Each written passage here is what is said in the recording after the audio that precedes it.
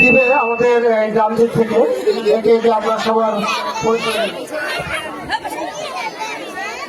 আমার নাম সঞ্জিত, আমি ১০ম শ্রেণীতে পড়ি, কিন্তু নাটকের সময় আমার নাম রাখা হয়েছে পেঁচা। বলেন কি? আমার নাম মোহাম্মদ লিমন, আমি ১০ম শ্রেণীতে পড়ি, আমার নাম দেওয়া হয়েছে পেঁচার বাবা। আমার নাম রাফিয়া, আমি ১০ম শ্রেণীতে পড়ি, আমার নাম দেওয়া হচ্ছে পেঁচার মা। বলেন কি? আমার নাম নাহিদ, আমি ১০ম শ্রেণীতে পড়ি, আমার নাম দেওয়া হয়েছে ভগৎ পাখি। আমার নাম সৈকি, আমি ১০ম শ্রেণীতে পড়ি, আমি এই নাটকের নায়িকা।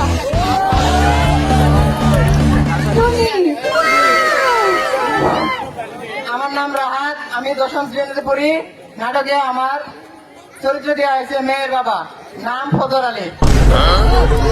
আমার নাম লিপি, আমি ১০ম শ্রেণীতে পড়ি, নাটকে আমার নাম দেওয়া হয়েছে টুনির মা। আমার নাম রীতি, আমি ১০ম শ্রেণীতে পড়ি, আমি পুলিশের অ্যাসিস্ট্যান্ট। আমার নাম মোহাম্মদ সাগর, ১০ম শ্রেণীতে পড়ি, আমি পুলিশ অফিসার। আমার নাম মাহিন, ১০ম শ্রেণীতে পড়ি, আমি অ্যাসিস্ট্যান্ট পুলিশ। অনেক ধন্যবাদ, পরিচয় পেলাম। নাটকটা এদের চেহারা দেখে মনে হচ্ছে সুন্দরী হওয়ার কথা নাকি? ওই মাইয়া, তোমার নামটা কি? বলেন কি? একটু কম না মা, তোমার নামটা কি? আমার নাম টুনি, মুসাম্মদ টুনি খাতুন। বলেন তোমার কি? বাবার নাম কি?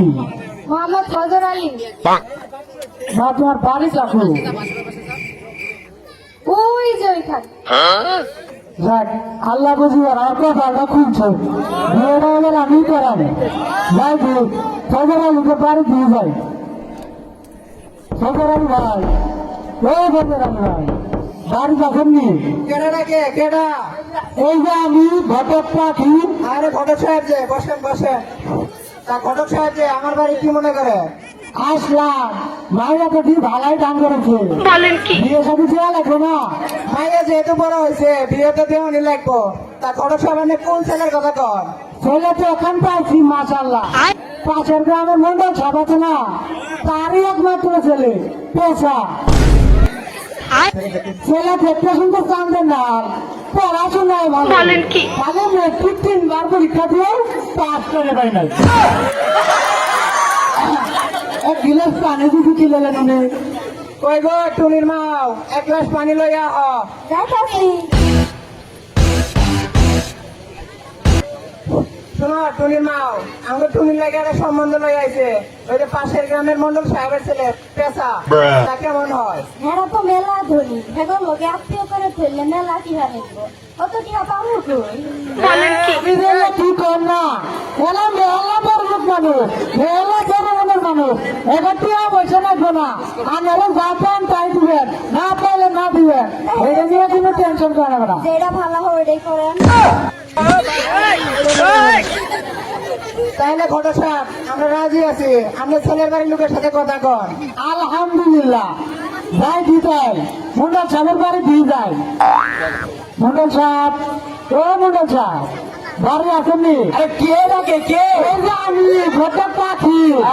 ঘটক সাহেব, বসেন বসেন বসেন।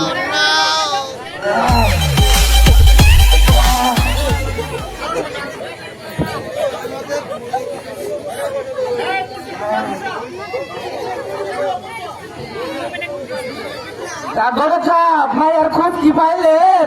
মাইয়া তো এখান পাইছি, পাশের গ্রামের ফজর আলী আছে না, আর একমাত্র মাইয়া। বলেন কি? বেচার মা, ও বেচার মা, কি হয়েছে কি? এদিকে আহনি, আমগো পেশা লেগে একটা সম্বন্ধ লই আইছে। তা ভালো কথা, মাইয়া দেখতে কেমন? মাইয়া দেখতে শুনতে চান্দের না, পড়াশোনায় ভালো। তা আমি তো এরকম মাইয়াই চাইছিলাম। আম্মা, ও আম্মা, আমি কিন্তু উল্টা ছাড়া বিয়ে করবো না। এলা তুই চিন্তা করিস না, তোর চেহারার যে শুরু, তোর এই চেহারা দিয়ে তোর শ্বশুর এটা গাড়ি দিব।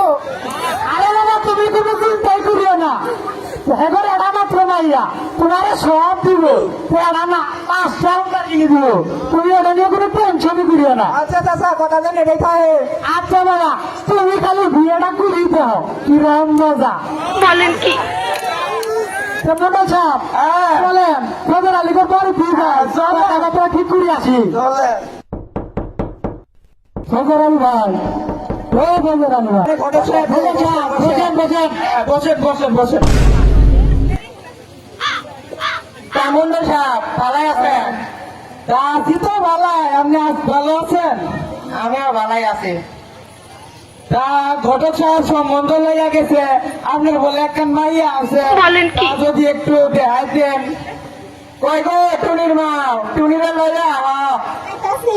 সিলে দিয়া রঙিনা দামন সাইতা শ্বশুর বাড়ি ওয়ালাইকুম আসসালাম মা। বসো বসো বসো বসো। মা তোমার নাম কি? আমার নাম টুনি। মা তুমি কোন ক্লাসে পড়ো? Class 2 pass. মাইয়া তো দেখতে শুনতে পড়ি না। বলেন কি? মাইয়া ছেলে কি পছন্দ হয়েছে?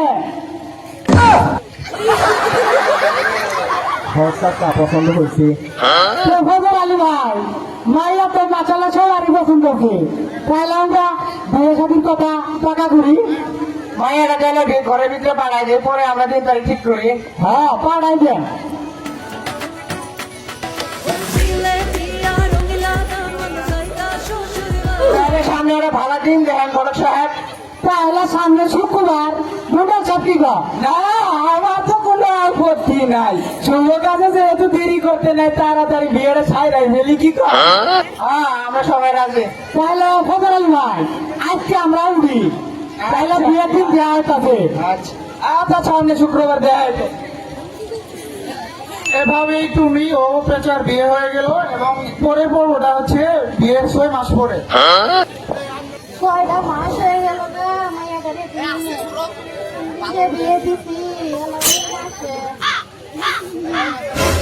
আম্মা ও আম্মা, আম্মা কি হলো টুনি? তোর কথা এত কান্দন কান্দন কে? আম্মা তোমার জামাই আর আমার শুরু দেখো না আমার নির্বাচন করে কি করছে?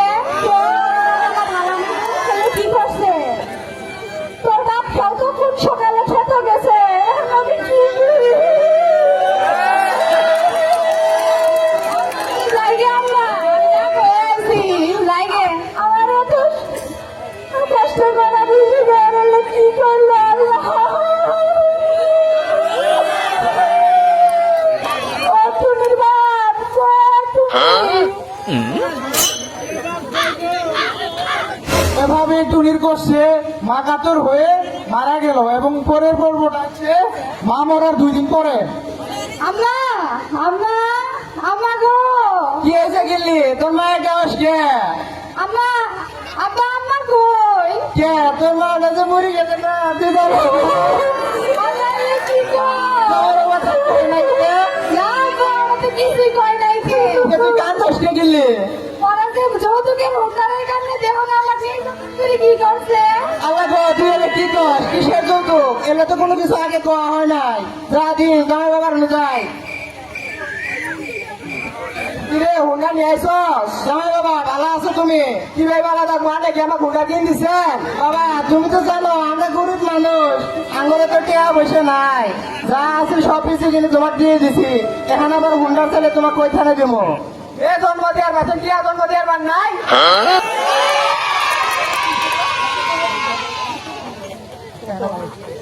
এলে আবার আজকে কিসের নতুন কথা কোন? কইতে পাবেন আমরা কেমনে কইমু? আমগর হুন্ডার লাগবে ঘটক আপনাদের কই নাই? না ঘটক সাহেব তো আগে এলে কোনো কিছু কয় নাই কে? ওই যে ঘটক যাইতাছে। আরে ঘটক সাহেব যে ইতিহাস হাই রে হাই, মনে মনে দিনে মনে করছিলাম ওটাই হচ্ছে গিরিঙ্গিটা পাচ্ছে মারাটা মারি করো না। ঘটক সাহেব ছেলের বাড়ি থানাতে হুন্ডা চাইছে এটি কেন কোয়া নাই কোনো? মানে মনে এখন মেয়ে তো কে বসে কই পাবো? এখন কেন করবো? ছেলে কেন খারাপো?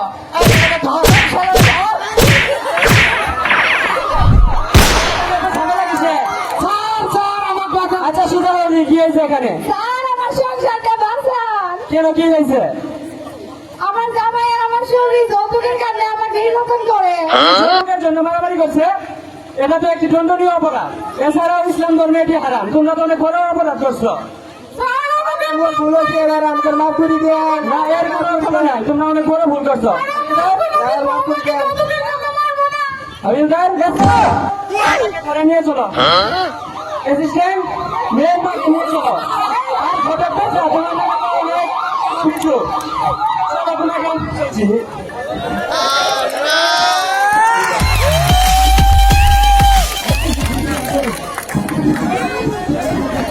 এই নাটক থেকে একটা শিক্ষণীয় বিষয়, যৌতুক দেওয়া এবং যৌতুক নেওয়া